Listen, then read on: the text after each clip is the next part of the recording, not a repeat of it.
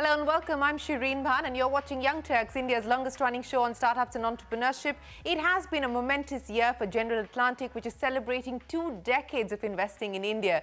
Well, we know what that feels like as Young Turks also completed 20 years of chronicling India's startup story this year. General Atlantic has been a big believer in the digital disruption story since the early 2000s. The growth equity investor has deployed more than $4 billion in Indian enterprises across key sectors like climate, consumer internet, financial services, healthcare and technology. In the next decade, GA wants to double down on India, which is its top target market. $2 billion have been set aside for investments in Indian and Southeast Asian innovative businesses over the next 2 years. In fact, its recent $100 million bet on Amagi turned the SaaS media tech startup into a unicorn. This alone can tell us about the size and type of investments that could come in from General Atlantic. Having said that, growth stag rounds like these have been hard to come by this year. India saw a record $77 billion of private equity and venture capital investments in 2021, but 2022 has been sobering to say the least.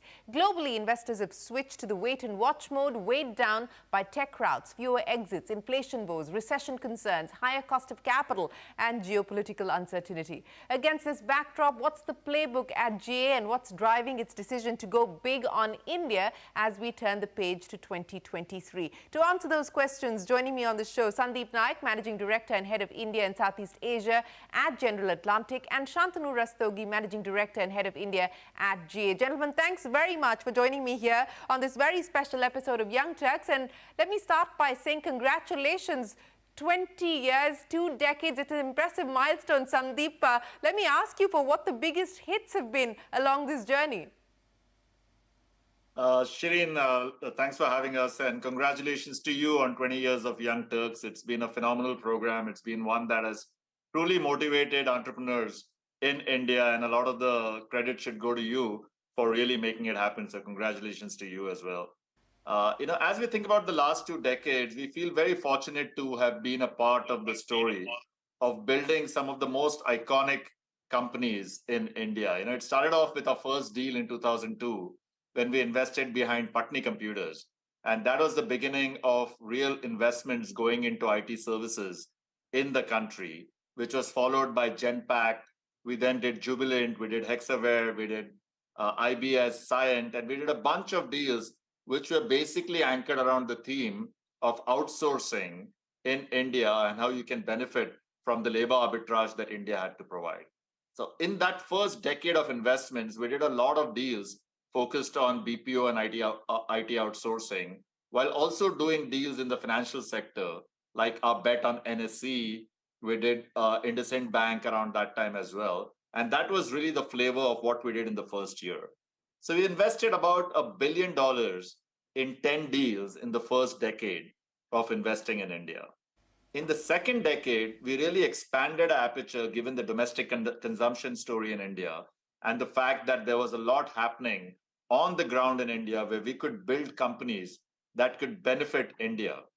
And in the second decade, we deployed over $3 billion in companies within financial services sectors like IFL Wealth, BillDesk, KFinTech, PNB Housing, recent investment in ACO.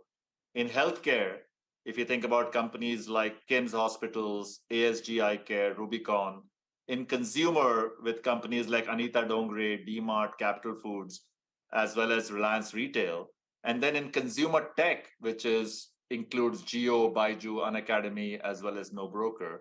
And so we really expanded the domestic consumption story and backed companies where we tripled the investment in the second decade. And that same pace should continue, Shereen, in our third decade, as GA looks at backing great entrepreneurs, building companies for the next India.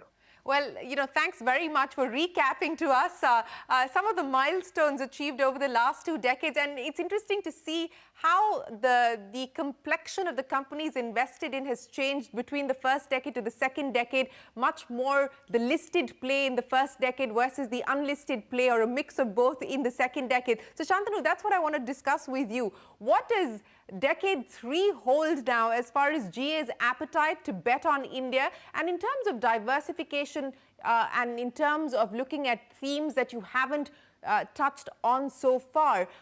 Is there anything on the anvil that's new? Where do you expect to double down further at this point in time?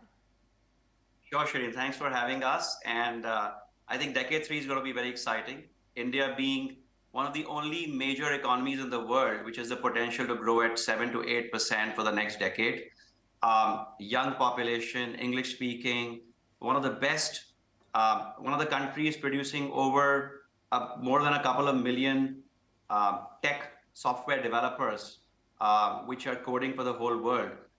So the outlook is fantastic for India. What we really want to do is use our enterprise IT services theme and build on it to back entrepreneurs who are now building software products for the world. So software out of India is a huge theme for us going forward. We want to double down on healthcare. KIMS and recently ASG Eye Care, Rubicon have been fantastic investments for us. And this is a big theme where we believe shift to private healthcare, affordable healthcare is a multi-decadal theme, and we'll continue to do more in that area.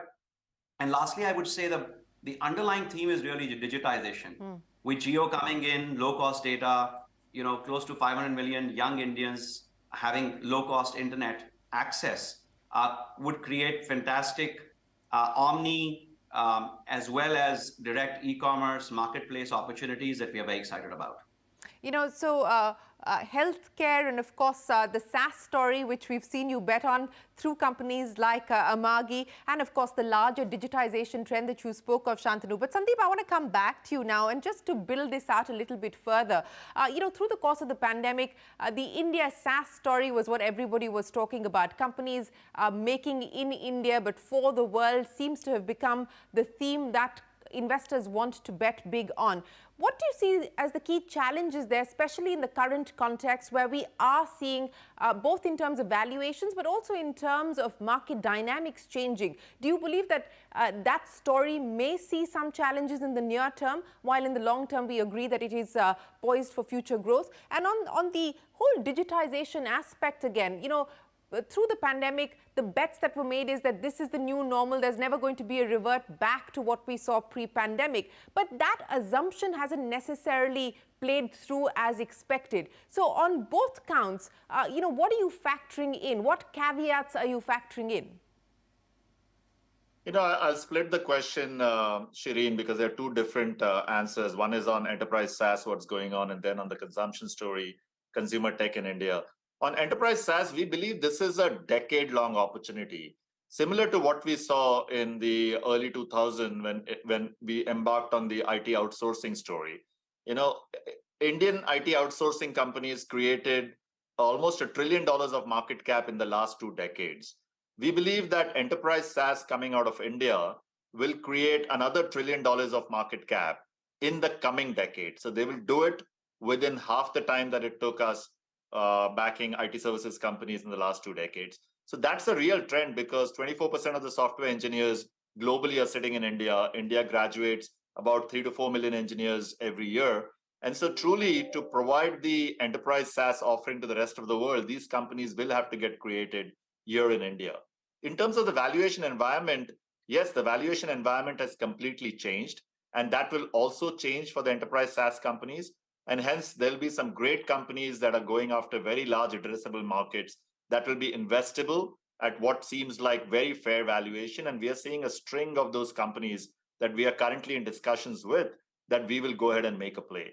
If inflation continues to be high and if the global economy continues to suffer for the next 18 to 24 months, there will be some slowdown in terms of enterprise SaaS offerings that will get absorbed by these companies. So the sales life cycle might be a little longer, and you might see some of the revenues slowing down, but the next decade-long story is very much intact.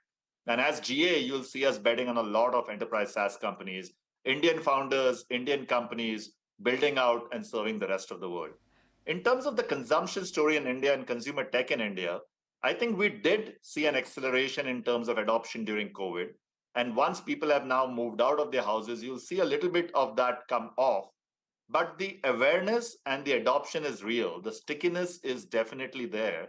And as a result, this has opened up a whole slew of opportunities whether it be in fintech, whether it be in health tech, whether it be in ed tech, where people have gotten used to using technology to make their products and services that are available to them.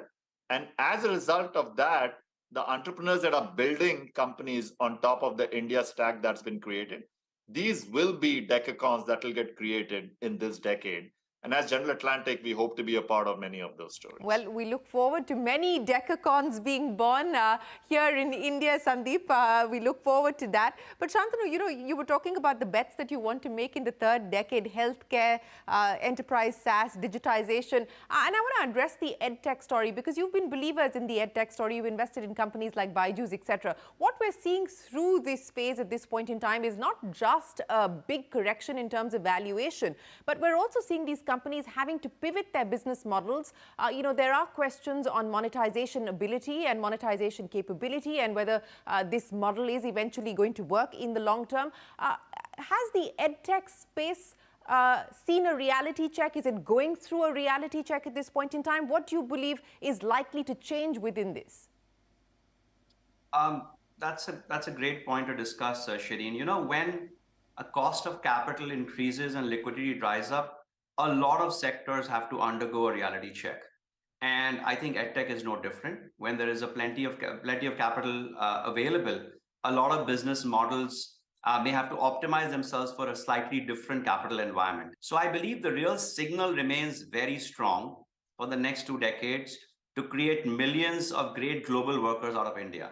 And a lot of the companies we have backed thus far, and many more that we intend backing in the years to come, would continue to provide great value proposition to these learners who want to start, coding, as well as providing services and building products for the rest of the world. So we remain very, very positive on the long-term outlook for this sector, and continue to want to double down in this sector in the years to come.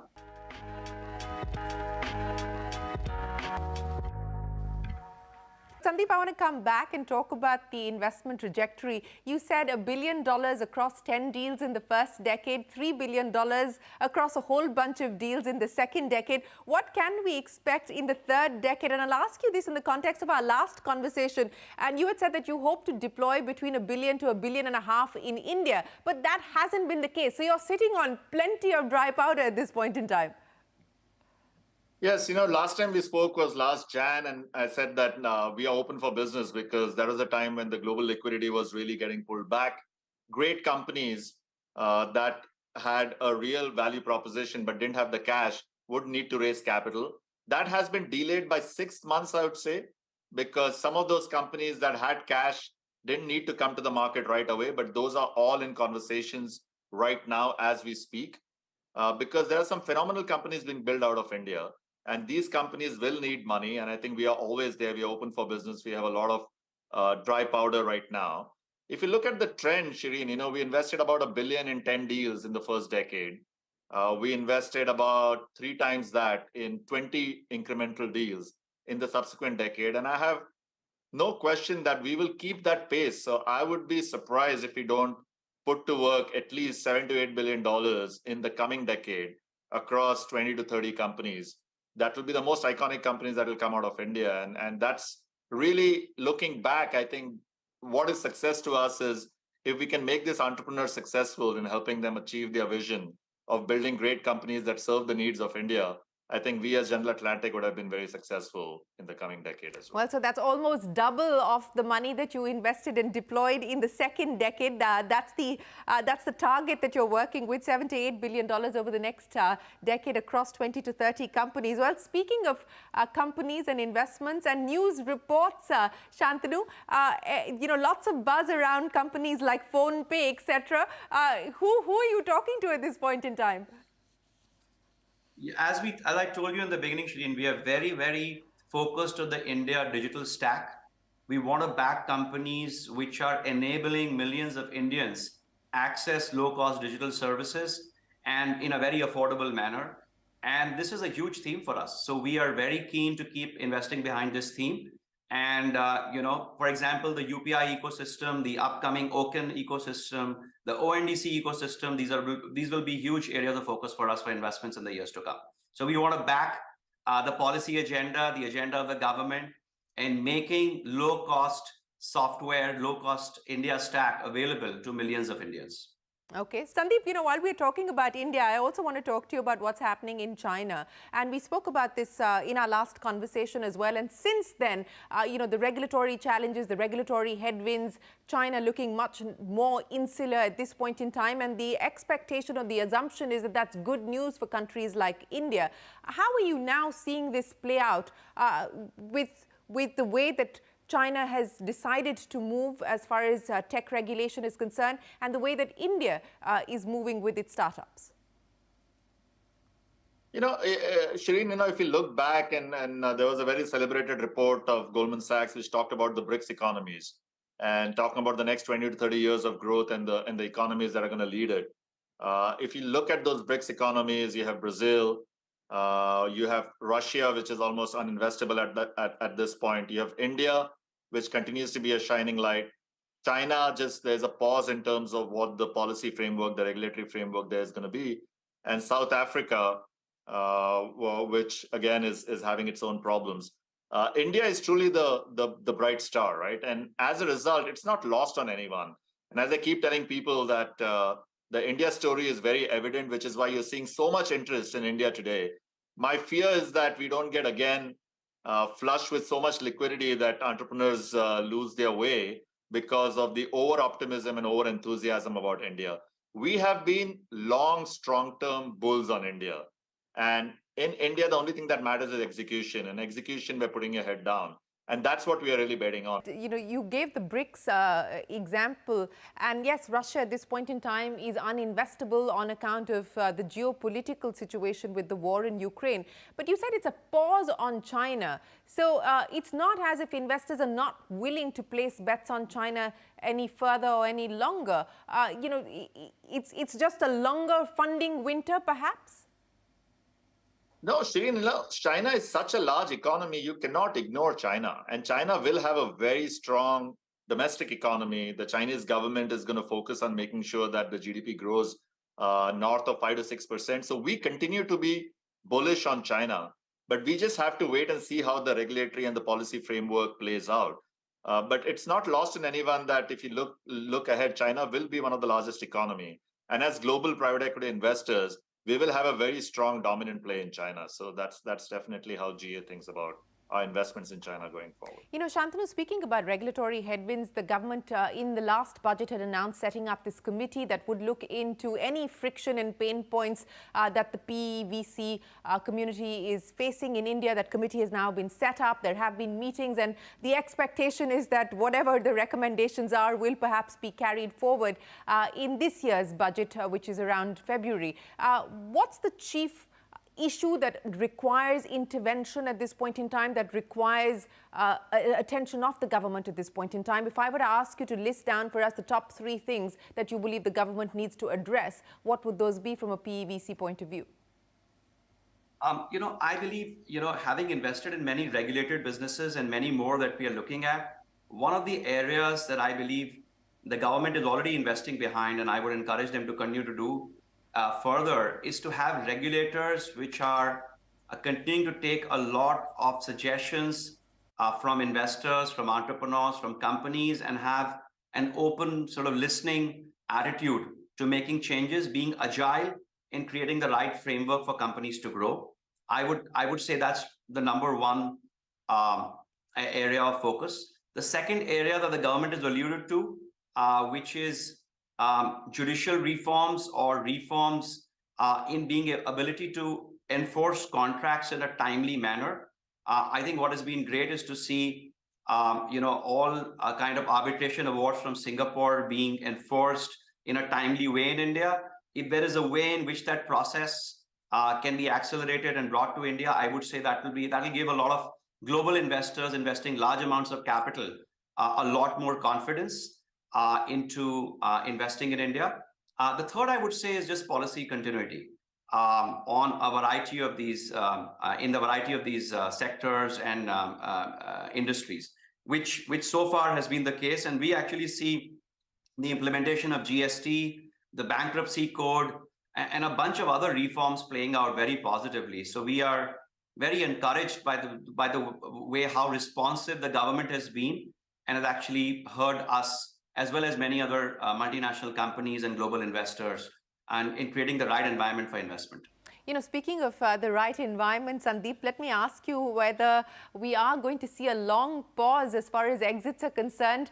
You know, in the current climate, what's the expectation on that front? I mean, how much further do you push out exits at this point? You know, Shereen, if you look at the Indian markets, our stock market is almost at an all-time high. And that's because not only is foreign money flowing into the market, India is on everyone's map right now. Everyone wants to increase their allocation to India. And so contrary to what you said, I think exits are very much open in the Indian market. And you've seen us at General Atlantic continuously having exits in the market. As you've seen one of our exits in IFL Wealth, which we sold to another competing firm. We took our company public in KIMS, and that was a liquidity event for us as well. And there are a couple more that are in the pipeline right now. So the Indian market is very much open for exits, unlike what we are seeing globally, where the markets seem to be a bit shut, either in terms of IPOs or in terms of other secondaries that are happening. So in the Indian market, I believe that from a GA standpoint, the India office is going to be a large contributor to liquidity in the coming 12 months, and the Indian market is very much open for exits. So I don't think we should see a pause or a pushback of exits from the Indian market. You're right in pointing out that the Indian markets have seen a one-way up move even through a very tumultuous global environment at this point in time. But let's talk about the new listing specifically of the new age tech companies that we saw. And there has been significant value as well as wealth erosion. Do you believe that we're perhaps at the bottom of that cycle? Do you think the worst is past? I think that what was happening last year a little bit was just euphoria and momentum investing that was happening, which is why you saw us stay out of the market in 2021, which is when a lot of these companies went public, or the early part of 2022. I think what you've seen in terms of correction is the right correction. I think companies are valued fairly at this point. So it's tough to say as a market if you have called the low of the market. I think it's individual company based valuations, and I think there are some companies that may still see the downside, whereas some company may be trading optimally at this point. But as General Atlantic, you know, we are very focused on unit economics. We are very focused on profitability. We are focused on profitability at scale with decent growth. We don't need to see hyper growth in these companies. And as long as you sustainably grow profitably, I think you're in business for a very long time in India if you have a strong company and a strong founder. And those are the companies that we as GA like to back. And hopefully those are the companies that we will bring to the market, into the IPO market in the coming 12 to 18 months. Within your own experience with your current portfolio companies, is there, of course, everyone's now talking about cutting down on costs, bringing in more efficiency, doing the right things and not chasing growth, but chasing demand. You know, are you starting to see visible changes even within your own portfolio companies on being able to get to the path of profitability? And what's the timeline that you're looking? What's the average timeline that you're looking at? Absolutely, Shereen. I think across our portfolio, I mean, the quality of entrepreneurs we have backed, you know, read their opportunities very quickly and move with a lot of agility. We have the highest quality entrepreneurs backing our portfolio companies and running our portfolio companies. They have understood that allocating capital optimally, managing their expenses optimally, reducing areas where long-term potential of the business model may not be viable, you know, cutting them off from the business model. These are all areas that all entrepreneurs are very focused on right now. I expect a lot of them to turn profitable in the next year, and many more to start generating, you know, free cash flows the year after.